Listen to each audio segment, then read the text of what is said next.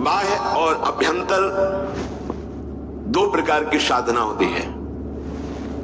बाह्य साधना का फल होता है अभ्यंतर साधना प्रारंभ हो जाना, अंतर की साधना। ये जो बाह्य साधना हो रही, इसका फल है अंतर की आसक्ति अपने आराध्य देव में जुड़ जाए। उठते बैठते चलते फिरते, चलत फिरते उठते बैठते एकमात्र अपने आराध्य देव बसे। देखो क्या चल रहा है आपके अंदर, कैसा चल रहा है। पुरुषत कब है किसी की बात, किसी को देखना, किसी को सुनना, कब पुरुषत है? आप लोग केवल किसी को ही देखते रहते हो, किसी की ही बात करते रहते हो, किसी के ही विषय में चिंतन। तो तुम्हारा विषय क्या है? तुम्हारा आराध्य देव कौन है? किसका चिंतन कर रहे हो? क्यों समय नष्ट कर रहे हो? किसी के विषय की क्यों वृत्ति क्यों अंदर लिए हुए हो? ये जितने भी नाम रूप है ये सब मिथ्या है, माया में है। इन्हीं का चिंतन करते हुए तुम उपासक कहलाओगे? नहीं, छोड़ो। किसी की तरफ नहीं देखना, किसी की बात नहीं करनी, हमें अपनी तरफ देखना है, हमें अपने प्रीतम की बात करनी है। बाह्य आप सत्संग में बैठे हैं, बाह्य आप जबरदस्ती सेवा में लगे हैं। जबरदस्ती शब्द इसलिए है कि अगर आप बाह्य उत्साह पूर्वक लगे तो अंतर एकांत में आपका चिंतन और हो ही नहीं सकता। अंतर में एकांतिक चिंतन केवल प्रिया प्रीतम का होता है। पूरे जीवन साधक साधक ही रहता है, तन मन के बिछुड़े नहीं, पर चाह बढ़े दिन रैन। रात दिन भजन की एक अतृप्ति बनी रहती है। ऐसा लगता क्यों बोले, कोई क्यों हमसे बात करे? नहीं, रात दिन मंत्राकार वृत्ति करते हुए भी ये रोना आता है कि अभी वैसा भजन नहीं होता जैसा होना चाहिए। अगर बाह्य साधना से आप आंतरिक साधना प्रारंभ नहीं हुई तो अधूरा जीवन है। आंतरिक साधना चिंतन होता है, चिंतन। सेवा करते हुए यदि आप सेव्य में आसक्त हैं, वाणी गायन करते हुए यदि सावधान हैं, तो आप देखना इसका फल होगा। आप एकांत में जब होंगे तो वही पद चिंतन चलने लगेगा, वही सेवा के विषय का चिंतन चलेगा। श्री जी को ऐसे पत्रावली करनी है, इस रंग का आज अमुक वस्त्र धारण कराना है, अमुक आभूषण। आंतरिक चिंतन आपका। उपासक ये बात समझ ले कि बाह्य संसार भगवान का रचा हुआ नाटक है, जहां कुछ सत्य नहीं है। यहां कहीं यज्ञ दान आदि पुण्य कर्म हो रहे हैं तो कहीं हिंसा जैसा घोर कर्म हो रहा है।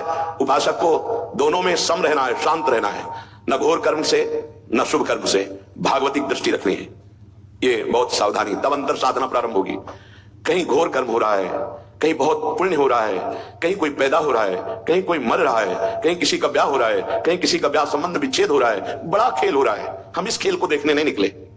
हमारा जन्म इस त्रिगुणात्मिका माया खेल से हटने के लिए हुआ है। हम चिदानंद खेल देखने के लिए। इसका चिंतन छोड़ो।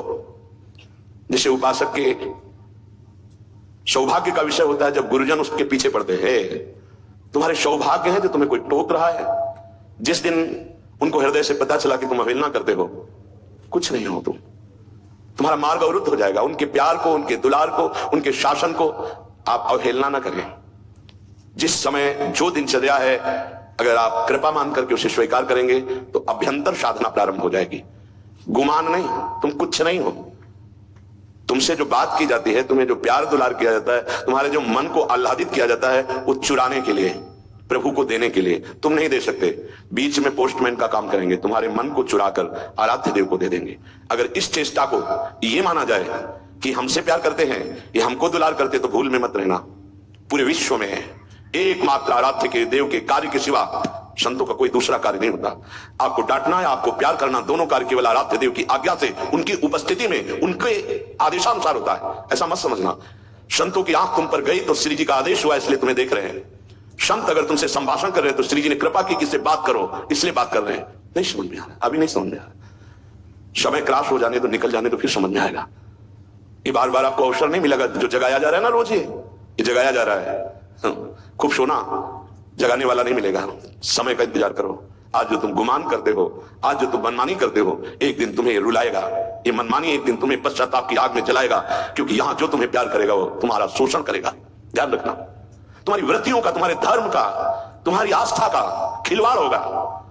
अगर भगवान कृपा कर रहे हैं तो निकल चलो, मान लो हमारी बात। छुप छुप के मन को गलत मार्गों में ले जाने की वृत्ति, ये तुम्हारे लिए हानिकारक होगी। वो देख रहा है, सर्वज्ञ देख रहा है। तुम क्या समझते हो? बच्चे हो। बच्चों को जैसे मल भरे बच्चों को गोद में लिया जाता है तो मां की करुणा होती, ना कि बच्चे का गर्व का विषय कि वो कुछ है इसलिए गोद में ले रहे। ऐसा नहीं, तू बच्चा है इसलिए गोद में ले रहे। अगर पिता मां घुटने के बल होकर के तुम्हें पीठ पे चढ़ा रहे हैं, तुम्हारे साथ घोड़ा घोड़ा बन के खेल रहे हैं, तो वो ऐसे नहीं, वो तेरे लिए उतरे हैं, वो तेरे लिए घोड़ा बने हुए हैं। मेरा बच्चा, पर बच्चा समझता है कि जैसे मैं वैसे ही है। नहीं, बहुत सावधान। समय है, समय बहुत बलवान होता है, वो आपको शिक्षा दे देगा। अभी अगर सावधान हो जाओ तो बाह्य और अभ्यंतर दोनों में साधना प्रारंभ हो जाएगी, आप महान बन जाओगे। जब जीव हट करता है मुझे भोग चाहिए, विषय चाहिए, तो बड़े करुणा में हरिये दे देते, ले खेल, और अपने साथ खेल। वही तो बने हुए पत्नी, वही पुत्र, वही पति, वही बने हुए, तुम समझ नहीं पा रहे। अगर गुरु कृपा से तुम्हारी बात समझ में आ जाए कि इन खेलों से अब मैं उब करके आगे बढ़ना चाहता हूं, वो बहुत जल्दी साधना के सोपान पर चढ़ जाए, पर समझ नहीं रहे। संत की हर चेष्टा ऊपर उठाने के लिए होती है। अभी बहुत दुलार है प्यारी जो आप पर बरस रही, मान लो, निकल चलो इस माया प्रपंच से।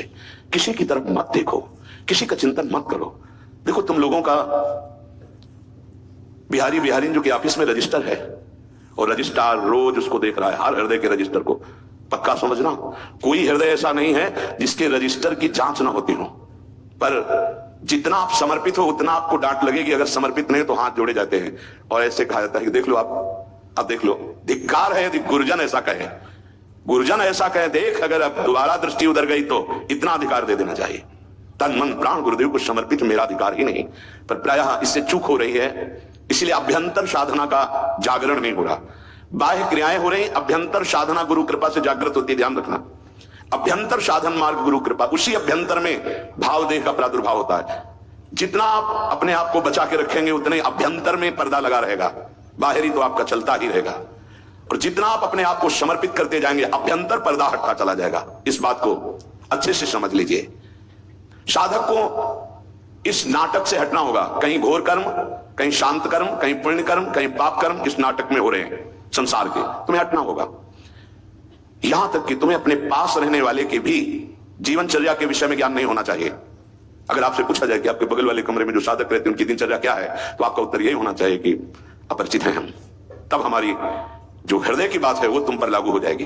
अच्छा सही महाराज जी, हम नहीं जानते कि वो बगल वाला साधक क्या उसकी दिनचर्या कैसे। नहीं, आप तो वहीं रहते हैं, फिर भी हम नहीं जानते। हम तो सेवा से निकले, अपने कमरे में चले गए, चुप, किसी से कोई चिंतन नहीं। ये रहनी अगर आपके अंदर आ गई तो अभ्यंतर साधन जागृत हो जाएगा। बात पकड़ लीजिए। प्रत्येक उपासक कोई भी, हमें किसी के विषय में चिंतन करने का अधिकार नहीं है।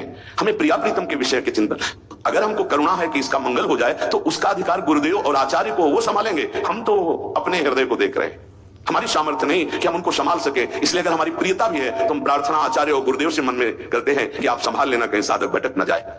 हमें राग द्वेष पूर्वक चिंतन नहीं करना। ये 5 बड़े पवित्र हृदय में बातें आती हैं। पहला, ये समझ लीजिए कि सत्य से बढ़कर के कोई साधना नहीं है। सत्य, आपकी वाणी झूठ बोलना बंद करें, इस भगवत प्राप्ति करनी। हमें क्या बिगाड़ लेगा, कोई क्या बिगाड़ लेगा? हमें सत्य बोलना। अगर हमसे गलती हो गई, हम सत्य बोल रहे हैं तो प्रायश्चित हो जाएगा।